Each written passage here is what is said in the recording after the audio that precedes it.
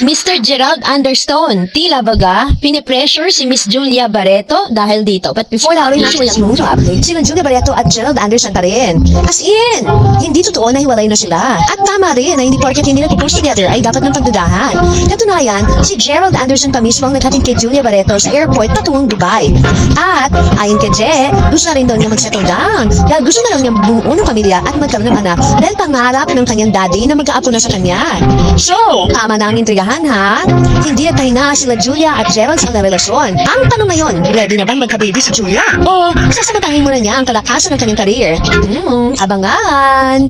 Matapos nga na maglaan ng panahon si Mr. Gerald Anderson para sa isang interview with Miss Tony Gonzaga, dito niya po talaga inilabas at inamin na hanggang sa ngayon ay all goods ang kanilang relationship ni Miss Julia Barreto. Pero sa kanya pong mga sinabi o mga statement dito po sa kanilang sa kanyang interview ay may mga nabanggit po sa dito na tila baga hindi naging maganda ang resulta nito sa lahat ng mga tagahanga ni Miss Julia Barreto, no? Kasi isa sa mga nagtumatak, sabi niya, kailangan ko ng anak kasi gusto ng dad ko. So, yun po yung kanyang, yung kanyang statement. Ito ang inamin ni Gerald Anderson ngayong nasa edad na 36 na siya at nasa yugto na ng buhay na nais niyang bumuo ng sarili niyang pamilya. Lalo na't botong-boto ang kanyang pamilya kay Julia Barreto. Sa ipa ng aktor sa interview niya with Tony Talks Vlog ni Tony Gonzaga Soriano, tsaka gustong-gusto ng dad ko si Julia na parang anak na niya. So, ganito po yung kwento ni Mr. Gerald, no? Parang sinasabi niya na sobrang botong-botong nga yung pamilya o yung daddy nitong si Mr. Gerald Anderson kay Miss Julia Barreto. Sa totoo lang, parehong pamilya raw nila ay bet silang dalawa. Kaya tila isang happy-out na proposal na rin ang naging pahayag nito niyang ito. Kaya naman, nang tanungin siya ni Tony kung anong natutunan niya tungkol sa kababaihan, buong pusong sagot ni Gerald, in my situation now, in my relationship now, nandun ako sa bigger picture. Palagi na lahat na ginagawa ko is for the end game. Lahat ng work ko, per business ko, it's always there but I forgot the small details, small moments, or yung simpleng date lang and how important that to woman. Kumbaga, something simple so much to them, speak ng aktor. At sumang-ayon naman dyan si Tony na hindi talaga komplikado ang mga babae. Ang gusto lang naman ay mahalin sila ng tapat at tamang paraan. We don't ask for the word, sabi ni Miss Tony Gonzaga. Pero para kay Gerald, gusto niyang ibigay ang lahat sa taong mahal niya. Kaya itong prime years ko, itong years na kumikita at nagtatrabaho at malakas pa ako physically, mentally, emotionally, bubuhos ko muna dito. Saka ko ibibigay ang word pero hindi sabi niya. This is already enough being fair with her, Julia. Is enough taking care of her. Sharing my burdens and my stress, yun pala is enough and malaking bagay na pala yan, sabi niya. At dito, ibinanyag ng aktor na mahirap sa party niya na mag-share ng kanyang saloobin pagdating sa taong mahal na mahal niya.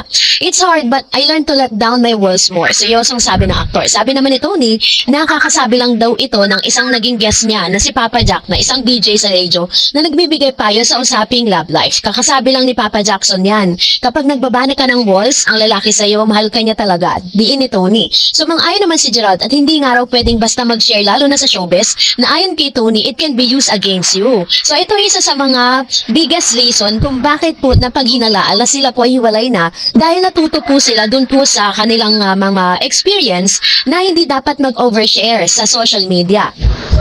So, bilang lalaki, dapat strong. Pero may mga araw na magiging weak ka din. It's okay to be weak for a moment, a day for a week as long as you have the right people around you and the right woman. Sambit pa na Mr. Gerald. At ang sikreto ni Gerald, yung secret weapon in life, having the right partner. Sa kasalukuyang relasyon ngayon ni Gerald kay Julia, mas deeper, I think 7 years ang agwat namin, but si Julia very mapagmahal, very motherly, manang-mana siya kay Tita Marge. Sa mami niya, super yung love and support na binibigay niya. It inspires me to just be better and give her the 100% the best version ko. Basta sabay tawa. Masyado akong nagbigay ng detalye, nakakatakot, haha.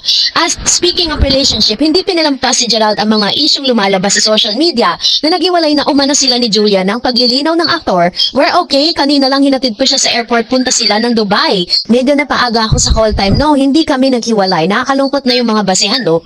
Nag-ugat ang chismis matapos mapansin ng mga netizen na matagal nang walang post sa magkasamang dalawa sa kanilang social media accounts. Dagdag pa rito, hindi rin nakita ni Gerald sa birthday celebration ng ina ni Julia si Marjorie na kadalasan ay present siya. Mas may pang-usap-usapan nang bumati lang si Gerald ng happy birthday tita sa Instagram post si Marjorie na hindi naman sinagot ng huli. Lalo pang uminit ang usap-usapan ng mag-post ang aktor na nag-picnic silang mag-ina sa tabi ng sapa. Nawala si Julia at may video post din na nakaupo si Je sa sapa habang umaagos ang tubig na nila nag-iisip at ang caption ay the group. Pero base sa kwento ni Gerald ay mukhang nagkatampuhan ng dalawa dahil bakit niya binanggit or nabanggit na maraming bumps in the road. Tapos napaganda or nakaganda pa dahil na-test na mas lalong naging stronger ang relationship nila ni Julia. So which means talagang kung ano po yung pinagdadaanan ng isang magkarelasyon ay pinagdaanan din ni Mr.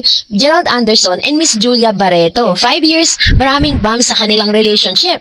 Dagdag pa ng actor, when you see something like that, you see your partner mo is emotionally strong, supportive of you, and you know na it was worth it, ipaglaban ang kanilang relasyon. Natouch naman si Tony sa pahayag ng aktor na nasabi na lang niyang, Jules, it was worth it. Punin ko rin ni Je ang kanyang girlfriend dahil she had the poise, the grace, the maturity, at may mga times na parang mas mature pa siya sa akin. Siyempre, pag lalaki ka, you take control of everything. I try to keep things to myself lalo na kung stress or problem. Nakalimutan ko na ang partnership. So, dapat tulungan kayo. Isa yan sa mga natutunan ko sa kanya throughout the whole relationship is a partnership.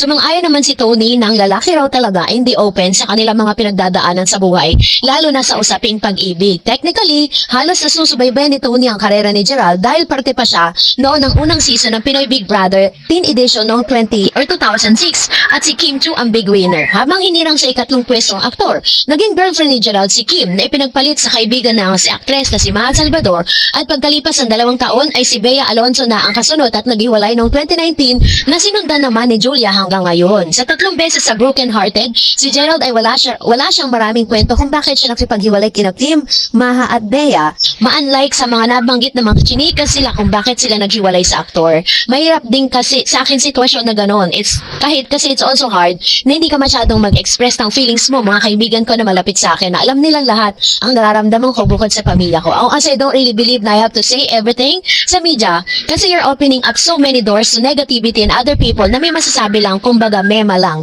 If kaya kong ayusin behind closed door privately, kausapin ko kung sinong dapat kausapin and that will be the best way to do it. Paliwanag ng mabuti ng aktor. At nagawa na raw ito ng aktor na ayusin privately ang isa sa mga nakarelasyon niya. So this is gonna be the reason why meron tayong nakita na parang masaya si Julia at si Bea Alonzo na nag-uusap sila tapos nagtatawanan, di ba sa birthday po ni Direk Johnny Manahan. So inamin po ni Mr. Gerald Anderson na talagang nagkausap na sila ni Miss Bea. Siyempre hindi sa lahat, obviously, when you hurt someone like in my case na hurt you someone too, the limit na talagang napupuno na medyo ayaw na akong makita kaya tanong niya daw, bakit ayaw mo ayusin natin to? But when you get older and time goes by, you know hindi mo masisisi sa panigje. Sa panahong nakapanakit siya, may panahong ayaw niyang lumabas ng bahay. Self-analyzing yung sarili mo. Ganito ba akong tao? Sabi niya.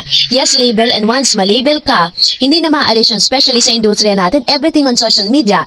But it's learning experience and ups and downs na hindi lang mabuti yung tatanggapin ko. A good news or papuri lang, diba? Doon lumalaki ang ulo natin kapag maganda lang ang gusto mo pakinggan. Sa bansag na babaero o cheater si Gerald, matindi niya itong pinabulaanan. Hindi ko naman may tatago dahil alam niyo kung sino ang girlfriend ko. Sila talaga, walang iba. Pero, hindi naman niya tinanggi na aktor na maraming temptation sa trabaho niya, lalo na sa mga nakasama niya, maayos naman. Pero, hindi naman siya nahulog sa mga ganong sitwasyon. Yan po yung pag-amin niya. Sinasabi niya na kahit daw di umano, marami siyang nagdaang failed relationship, wala raw siyang nilokong tao o wala siyang nilokong relationship o nakarelasyon.